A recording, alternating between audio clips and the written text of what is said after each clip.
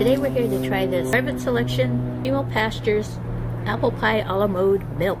It's just the color of milk. Let's try this out. Oh, that tastes exactly like the apple pie filling. It's got the apple flavor. It's got the like brown sugar type of, you know, what makes it sweet, brown sugar, and I think it says molasses and other spices. Yeah, that's interesting. It really tastes like apple pie. And then the a la mode part, I guess, is the milk, right?